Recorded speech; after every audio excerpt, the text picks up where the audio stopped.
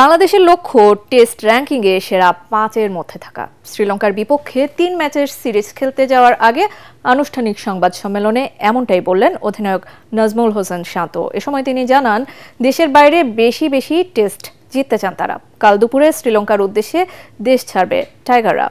Report করছেন SM. Ashraf. দেশের বাইরে বাংলাদেশ সবশেষ টেস্ট সিরিজ খেলেছে 2024-এর নভেম্বরে ওয়েস্ট ইন্ডিজে। কিংস্টনে দ্বিতীয় শেষ টেস্ট জিতে সিরিজ ড্র করে টাইগাররা। আবারও এও ম্যাচ, এবার প্রতিপক্ষ শ্রীলঙ্কা, যাদের বিপক্ষে সবশেষ জয় 2017-তে কলম্বোতে।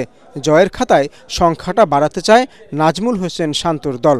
গত বছর আমরা 4টা ম্যাচ জেতাতে আমাদের একটা বাড়তি কনফিডেন্স তো আছে, বিশেষ করে বাইরের মাঠে আমরা জিততে পেরেছি। শ্রীলঙ্কা অনেক স্ট্রং দল, আমরা সবাই জানি, বাট আমার মনে হয় যে আমরা যদি আমাদের ক্যাপাবিলিটি অনুযায়ী খেলতে পারি তাহলে এই টেস্ট সার্কেলটাও ভালোই শুরু হবে, আমি এটা বিশ্বাস করি। এ সময় তিনি কথা বলেন বিশ্ব টেস্ট চ্যাম্পিয়নশিপে ফাইনাল খেলা নিয়ে।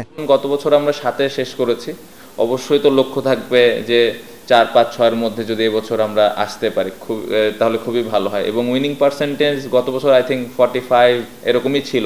সো এখান থেকে যদি একটু বাড়াতে পারি 50, 55, 60 হলে আমার মনে হয় যে অ্যাজ এ ক্যাপ্টেন হিসেবে ভালো একটা অ্যাচিভমেন্ট হবে আমার। 3 ম্যাচ সিরিজের প্রথম টেস্টে 17 জুন গলে মুখোমুখি হবে দুদল। এস.এম. আশরাফ, এটিএন বাংলা, ঢাকা।